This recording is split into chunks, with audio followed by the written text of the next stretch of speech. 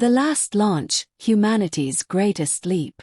The countdown echoed through the steel bones of the launch facility, a mechanical heartbeat ticking toward destiny.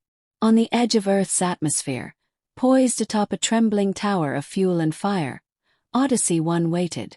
Silent, patient, built not for fame or fortune, but for solitude, a traveler destined to leave behind the warmth of the sun and the voice of its makers.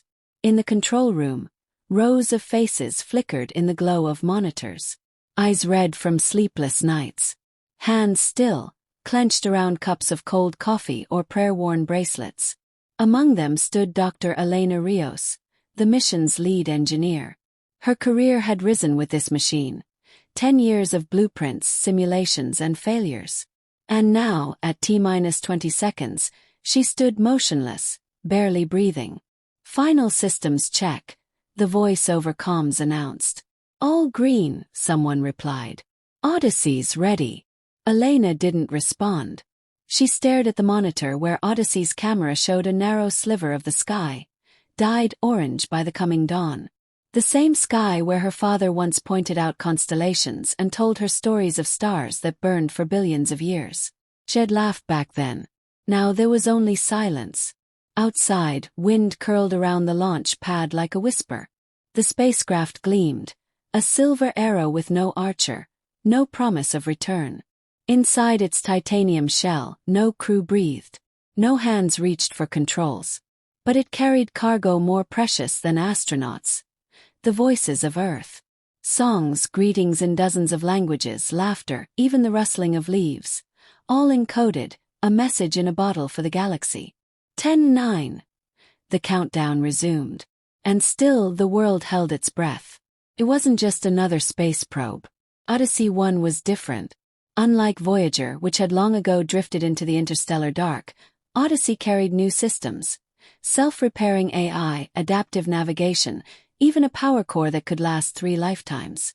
If successful, it would pierce the outer veil of the solar system, cross the heliopause, and become the first human creation to truly sail into the void. But there was a risk. Unknown particles beyond Pluto. Gravitational anomalies. Systems that had never been tested in real space. There was no rescue plan, no backup. If Odyssey failed, it would fail in silence. 3, 2, 1. The launch was not a roar but a scream, a cry of metal and flame that split the morning sky. Odyssey rose like a prayer cast upward, trembling against gravity's grip. Below, Elena's lips moved. Not a command. Farewell. As Earth fell away behind it, shrinking to a pale blue shimmer, Odyssey turned its silent sensors outward. Past the planets, past the myths, toward the edge of everything humanity knew.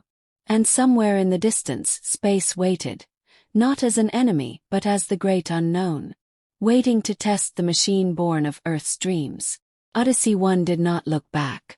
Through fire and ice, crossing the inner planets, Odyssey 1 pierced the upper reaches of Earth's atmosphere like a silent arrow, shedding the last clinging breath of its birthplace.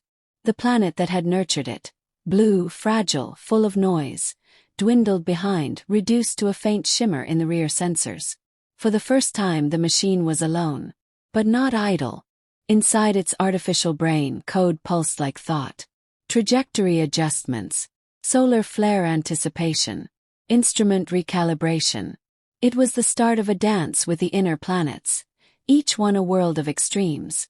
First came Mercury, a scorched stone scorched by the sun's rage. Odyssey's sensors watched from a safe distance. The little planet spun like a wounded gear, daylight burning at 800 degrees, nights falling below -200. No atmosphere, no protection, just brutal silence. A warning, perhaps, of what waited deeper in. And Venus, beautiful poisonous Venus. Shrouded in toxic clouds and heat thick enough to melt steel, it rotated backward. A rebellious planet wrapped in mystery. Odyssey dipped closer, scanning its surface through radar. Rivers of lava. Mountains taller than Everest. An entire world wrapped in a permanent storm. No echoes of life. No welcome. Still, Odyssey didn't hesitate. Simply logged the data and pressed forward. Behind it, Earth rotated on. Humanity watched through telescopes and live streams. Elena Rios, now back in her lab, tracked the spacecraft's path. Not through coordinates, but through its steady heartbeat of signals. She listened to Odyssey's silence like a mother listens for breath in the night. Mars came next. Red, frozen, barren. But somehow familiar. The only planet humans ever touched. Rovers still wandered its surface, tracing dry riverbeds and ancient lake beds. Odyssey passed high above, watching the shadows stretch over Olympus Mons and the Valles Marineris. It didn't slow. This wasn't a mission of study. It was a crossing, a trial of endurance. Then the asteroid belt. Chunks of rock, some no bigger than pebbles, others wide as cities. Debris from the early days of the solar system. Ancient, tumbling relics of chaos. Odyssey engaged its shielding systems. Sensors flared. A minor impact. A pebble clipped its hull. Superficial. Log. Ignored. The AI adjusted course within milliseconds. Still it moved deeper into the dark. And as the sun shrank in its rear cameras, from a golden furnace to a steady flame, Odyssey's solar panels tilted slightly, gathering the waning energy. Every adjustment was precise, emotionless, yet deeply human in intention.